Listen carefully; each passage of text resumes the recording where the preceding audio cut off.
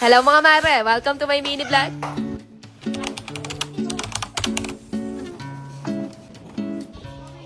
Magandang araw mga mare! For today's vlog, magji-general cleaning muna kami dito sa master's bedroom dahil ayan at kumakaway-kaway na nga yung mga agyo dito.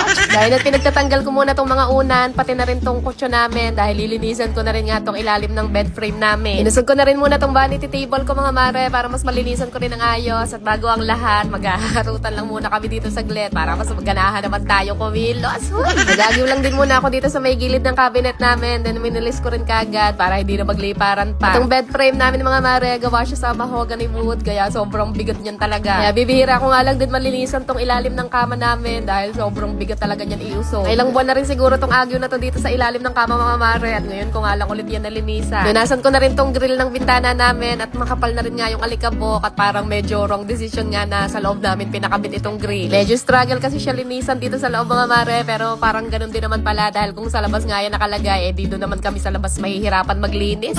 Kaya nagtimpla lang din muna ako nitong favorite kong ginagamit pang linas na Suds All-Purpose Cleaner. Alam niyo naman, basta usapang paglilinis, kakapit na talaga to ng bituka ko. At dahil medyo nahihirapan nga ako magpunas nitong mga bintana, kaya sabi ko nga dito sa asawa ko, tanggalin niya na lang muna. Dito ko na nga lang pupunasan sa baba. At ito nga ang isa sa mga dahilan mga mare kung bakit favorite ko talaga gamitin tong Suds All-Purpose Cleaner dahil ang bilis niya lang makatanggal ng dumi, tapos ang lakas niya lang din makakintab. Tingnan niyo naman at talagang shimmering, splendid tong bintana namin after ko nga lang punasan ng Suds. After namin dun sa isang bintana, dito naman kami gumawi sa kabila. So, bale, binabacuum muna nung asawa ko yung mga alikabok bago namin pinupunasan. Tatanggal ko lang din yung mga sabit-sabit namin dito mga mare. Tapos, inusog ko lang din tong mga plastic drawer para malinisan ko rin nga tong ilalim at para mamap ko rin nga itong dingding. Etong suds na rin nga pala yung ginagamit ko pati sa pagmamap. Nag-add lang ako ng 1/4 itong solution sa 2 to 3 liters na tubig. All-purpose cleaner na rin kasi yan mga mare. Pwede yan sa dingding, sa sahig, sa wood, sa tiles, sa glass, sa plastic. Kaya hindi mo na rin nga kakailanganin pa ng iba't ibang gamit pang linis. Ayun, pinanasan ko na rin nga tong plastic drawer namin. Mukha lang yan malinis tingnan sa video, pero ang dami na niyang patsi-patsing dumi sa personal.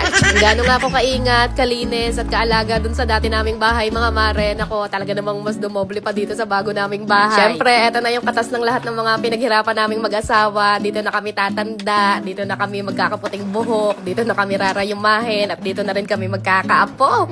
Kaya sobrang treasure talaga namin tong bahay na ito mga mare at talaga namang hindi namin sasayangin lahat ng mga blessings na binibigay sa amin. Hindi man ito ganun kalaki or kabongga tulad ng sa iba pero alam ko na sobrang daming ibang tao dyan na gustong mapunta sa kung saan man kami naroon ngayon. Araw-araw ko talaga ito ipagpapasalamat mga mare. Sobrang grateful at sobrang thankful talaga kami sa kung ano man ang meron kami ngayon. Basta patuloy pa rin kami magsisipag mag-asawa, ano man ang dumating na biyaya, maliit man yan o malaki, talagang buong puso namin yan ipagpapasalamat. Ayun mga mare, pinunas-punasan ko na lang muna tong ibabaw ng TV console. Tatanggalin ko pa sana kasi yung mga laman yan sa loob pero medyo napapagod na ako niyan kaya sasunod na lang ulit. Binalik na rin namin dito tong kutsa namin mga mare tapos nagpalit na rin ako ng bedsheet tsaka mga punda.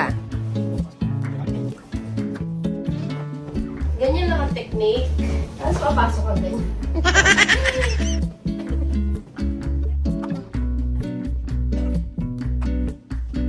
Ito nga mga mare, after mga ilang oras sa paglilinis, sa wakas, natapos na rin tayo. Kaya, welcome to our humble room! Maliit lang talaga tong kwarto namin. Nadadaya lang siguro ng camera. So, ayan, pagpasok, makikita nyo kagad tong aming kama. Queen size lang yan mga mare. Then sa tapat naman yan, andyan yung lagayan namin ng TV, / lagayan ng mga bag, / cabinet. Maliit lang kasi talaga tong kwarto namin. Kaya, minaximize na lang namin yung space. Pinasadya talaga namin na merong lagayan ng mga ganyang bag sa taas, tsaka ng iba pa mga abubo. Kasi itong bandang baba mga mare, pinasadya namin na gawing drawer na lang para hindi masayang yung space at para mapaglagyan pa rin ng ibang mga damit tsaka ng iba pang mga gamit. Wala kasi kaming walk-in closet kaya pinagkasya na lang talaga namin yung space. Tapos dito naman sa may bandang gilid, andyan naman nakalagay itong drawer ng batang maliit. Dito naman nga pala sa may bandang likod ng pinto mga mare, naglagay lang din ako dyan ng ganitong slim shoe rack para mapaglagyan pa rin ng mga sapatos. Dito naman sa may tapat ng kama namin sa bandang kaliwa, andyan naman tong cabinet namin.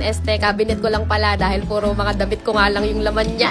May pa-monthly supply kasi tayo ng outfit from Lobito, kaya nakaipon talaga ako ng damit. Actually, konti na nga lang yan mga mare dahil ang dami ko na rin mga naipamigay dyan. Doon nga sa kabilang side yung hangeran, dito naman sa kabilang side yung mga nakatupe. Naglagay lang din ako ng mga ganitong organizer ng mga abubo. Tapos meron lang din ako isang maliit na drawer dito sa baba. Wala kaming tinatagong kayamanan dyan, kaya sa mga nagbabalak ng hindi maganda, wag na kayo magtangka. Kaya naroon lang din ako maliit na vanity table / office table dito sa may gilid ng bed namin. And dito sa drawer yung mga kalimitang ginagamit ko sa trabaho. Then sa ibabaw naman yung mga pampabeauty. Then sa may gilid nga pala nitong aparador namin mga mare, naglagay lang din pala ako dyan ng ganitong maliit na cabinet na na-order ko lang online. Sa ibabaw ko pinapatong yung mga phone stand na ginagamit ko. Andito sa first layer yung iba ko pang mga maliliit na bag. Dito naman yung mga belt bag ng asawa ko. Then dito naman sa baba yung iba pa naming mga abubo. Then ito namang pinto dito sa may gilid ng TV namin mga mare. Pinto yan papunta dito sa CR namin sa may master's bedroom. Pasok ng pinto, bubungad kagad tong laboratory namin. Dito ko nilalagay yung mga pang skincare. Tapos dito naman sa baba yung mga stock na toiletries. Naglagay lang din ako ng organizer dyan para hindi makalat. Then dito sa may gilid ng laboratory, meron yung maliit na bintana. Tsaka etong sabitan ng mga panglinis. Sa katabi naman itong laboratory, andyan yung toilet bowl namin. Then dun sa may bandang dulo naman yung shower. Hindi na kami nagpalagay ng glass partition dyan mga mare dahil acidic nga yung tubig dito sa amin. Baka mamuti lang. Kaya yung ganitong shower curtain na nga lang yung nilagay namin. Wala dito sa CR, ganyan yung view. Ayan. Kama, table, tapos yung cabinet, tapos dito yung aming TV. Ayan lang naman ang aming humble room mga mare.